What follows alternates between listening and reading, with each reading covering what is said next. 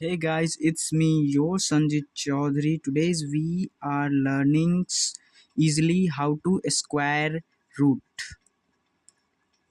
With dividing rule. आज हम सीखेंगे कि वर्गमूल कैसे निकाले भाग विधि से। आप लोगों ने देखा होगा कि फैक्टोरियल वाले रूल से जो हम बनाते हैं, गुणनखंड वाले विधि से जब हम वर्गमूल निकालते हैं तो उसमें समय लगता है, लेकिन अब जब भाग विधि से वर्गमूल निकालते हो तो आपको समय नहीं लगता है। तो यही आज हम सीखेंगे कि भाग विधि से वर्गमूल को कैसे निकालें। तो चलिए, पहला क्वेश्चन हम इसी के साथ ले रहे हैं, 361। तो इसमें सबसे पहले बनाने से पहले आपको संख्या का पेयर करना पड़ता है। पेयर यानी कि जोड़ा करना पड़ता है। तो पीछे से जोड़ा करना पड़ता है, तो इसका जोड़ा हो गया, फिर ये सिंगल बच गया। तो आप देखिए यहाँ पे पहले तीन को हम लगाएंगे। तो तीन को देखिए कि ये किसका स्क्वायर के बगल में है। तो देखिए, अगर हम 2 का स्क्वायर तो हमको पता 4 होता है, यानी कि इससे ज़्यादा हो रहा है। तो 1 का स्क्वायर यानी कि इससे कम हो रहा है, तो इसके पास में तो 1 ही का स्क्वायर है, तो हम 1 ही के स्क्वायर से लगाएंगे। तो 1 जा 1 होगा। और अगर हम यहाँ से यहाँ जिस संख्या से हम यहाँ पे गुना करेंगे उसी संख्या को यहाँ पे लिखना भी पड़ेगा। यहाँ पे ये रूल होता है कि अगर हम जिस संख्या से गुना करते हैं उसी संख्या को यहाँ पे लिखना पड़ता है, और हम बताएंगे इसका क्या काम होता है। तो अभी सबसे पहले इसको घटाएंगे। तो 3 में से 1 गया, 2 बचेगा, और इस वाले को ना जोड़ना रहता है, ये रूल में है। तो 1 1 2 हो जाएगा आपका, और इस पेयर वाले को यहाँ पे उतार दो। तो अब यहाँ पे हमको दिमाग में, अब यहाँ पे यही मेन है, यहाँ पे बिल्कुल भी स्किप मत कीजिएगा, यहाँ पे मेन ध्यान दीजिएगा। यहाँ पे हम क्या संख्या लिखेंगे और उसी संख्या को अगर हम यहाँ पे गुना करेंगे तो इतना आ जाना चाहिए। तो अगर हम यहाँ पे कौन सी संख्या लिखेंगे कि इतना मतलब आ जाना चाहिए। तो चलिए, अगर हम करते हैं, अगर हम यहाँ पे सपोज कीजिए 28 है। अगर हम यानी कि यहाँ पे 8 लिखेंगे तभी तो 28 होगा। तो 8 लिखेंगे, उसी 8 से गुना करना पड़ेगा। तो हम अभी करके देखते हैं इतना आ रहा है कि नहीं आ रहा है। तो इसको गुना कर रहे हैं। तो 8 8 जा 64, 4 और 6 आपका रिमाइंडर हो गया। 2 8 जा आपका 16 हो जाएगा। तो 16 और प्लस 6 22 हो जाएगा, यानी कि इससे कम आ रहा है, तो नहीं हुआ। तो चलिए, अगर यहाँ पे 29 होगा तो क्या आता है। तो सपोज कीजिए यहाँ पे 29 है, तो 29 को 9 से मल्टीप्लाई कीजिए। जैसे कि हमने बताया था कि यहाँ पे वही डिजिट लिखाएगा, उसी से गुना भी होगा। तो यहाँ पे सपोज कीजिए 9 है, तो 9 से ही गुना करके देख रहे हैं। तो 9 से गुना करके देख रहे हैं, तो 9 9 जा 1 होगा, 8 आपका रिमाइंडर हो जाएगा, और 2 9 जा 18 हो जाएगा, और 18 और 8 हो जाएगा आपका 26। तो ये आपका हो जाएगा 261।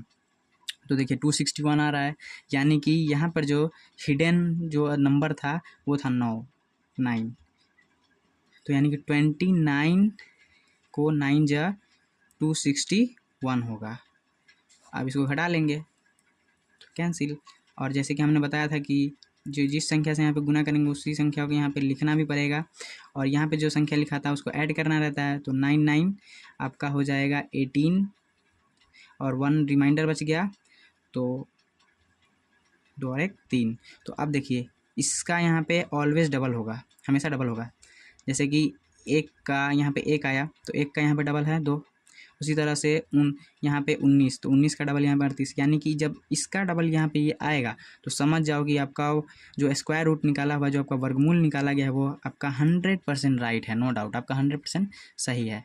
तो इसको कैसे पता करेंगे कि हाँ आपका बनाया हुआ वर्गमूल सही है। तो हमेशा इस वाले संख्या का डबल होगा ये वाला नंबर, और जैसे डबल होगा आप समझ जाएंगे कि ये आपका बनाया हुआ सही है। तो अब नेक्स्ट एग्जांपल लेते हैं। आपको उम्मीद करता हूँ थोड़ा थोड़ा समझ में आ रहा होगा। अब दूसरा एग्जांपल, जैसे कि चलिए 4 डिजिट वाला लेते हैं, 1296 लेते हैं। चलिए 1296। और जैसा कि हमने बताया था कि पहले नंबर को पीछे से पेयर कर लो, जोड़ा कर लो। चलो, अब देखो यहाँ पे किसका, ये जो 12 है ये किसके स्क्वायर के बगल में है, किसके स्क्वायर के आसपास में है।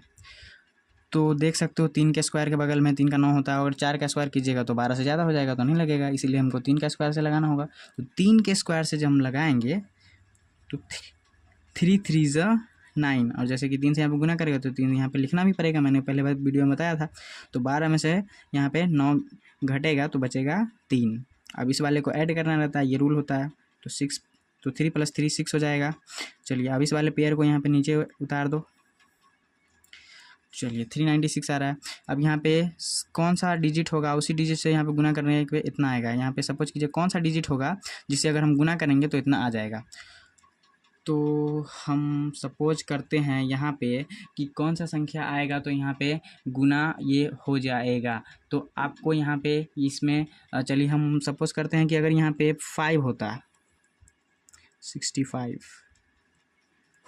तो चलिए यहाँ पे हम 65 यानी कि यहाँ पे अगर 5 होता तो 5 से मल्टीप्लाई भी करना होता, यानी 65, तो 65 में 5 से मल्टीप्लाई करना होगा। तो करके देखते हैं कितना आ रहा है। तो 5 5 जा 25, 2 रिमाइंडर बच गया आपका, 6 5 जा 30 या 32 हो जाएगा आपका।